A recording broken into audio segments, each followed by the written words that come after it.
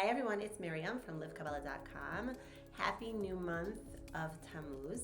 I want to share with you some teachings to access the energy of this month, this amazing month that, as we're going to see, is a lot of different contradictory energies to it. In one way, when we think of the summer, we think of more of a lack of structure, of schedule, more having fun, enjoying ourselves, going to the beach, nice weather. But on the other hand, as we're going to see spiritually, the time of the sun, of the summer, is a time of intense spiritual revelation.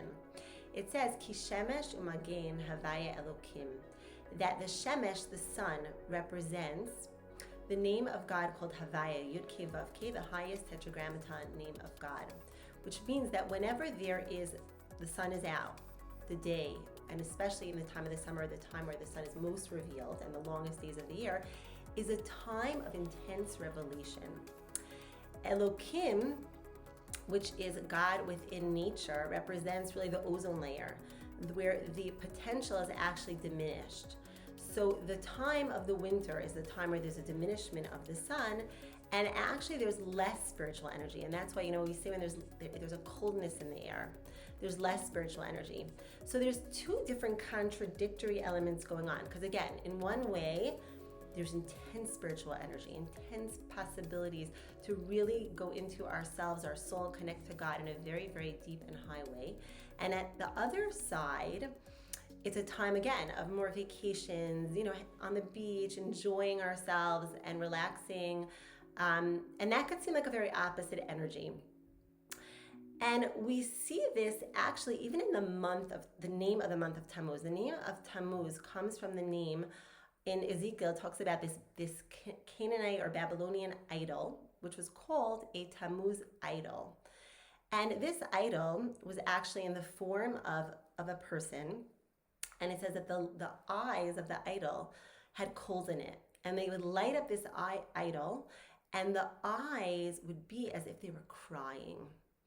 And what happened was the women used to gather around this idol, and they used to cry when they would see this idol cry. And it elicited within them this deep sense of longing and of potential, and a deep sense of tshuva, of returning to themselves, to their essence, to their core, to God. And it's interesting because, again, the whole month of Tammuz, again, happens in the summer. And what's the idea of the summer solstice, which is the idea which happens in this month of Tammuz, is the time when the days are actually getting shorter. So again, if the sun represents this time of intense spiritual energy, the potential for that is actually getting shorter at the end of the summer solstice. So what does that mean? What happened was when the women were gathering together and watching this idol, the eyes light up crying, and that elicited their tears. What does that mean for them? That in this month, they were actually mourning this loss of their potential, the greatest spiritual potential and possibilities within themselves. And this month, again, we have this time of revelation. But at the same time, this month is also the beginning of the destruction of the temple, which is a time, again, of a loss of spirituality, of less revelation of godliness coming down into the world. So it's looking at the tears of this month is tears of this loss of potential, loss of possibilities.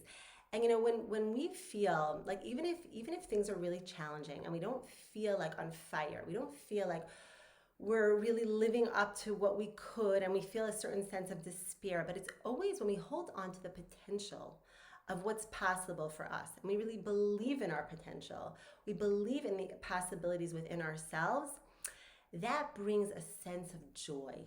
But when we feel there's a lack of potential, a loss of possibilities, then sometimes, God forbid, it could bring the opposite, tears of despair, tears of destruction.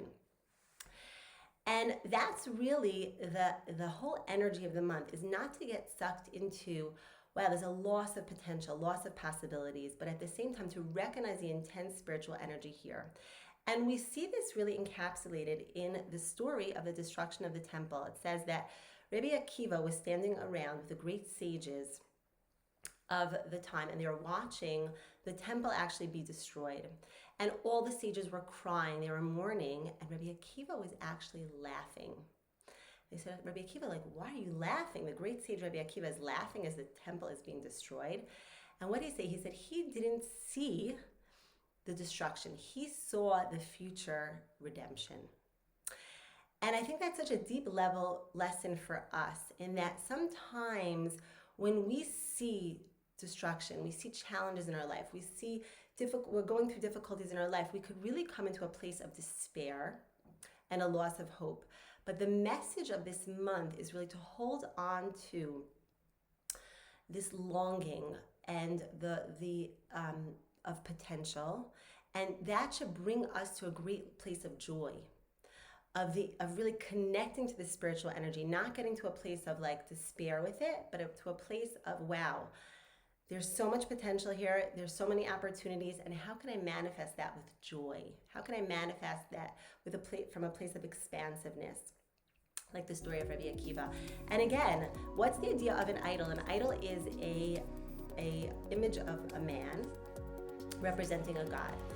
And that's, again, the energy of this month. Either we can get into this place of like, it's about the body and the tan and the beach, or we can look at it, again, from a place of really what it is, which is the spiritual energy and the possibilities that are there for us.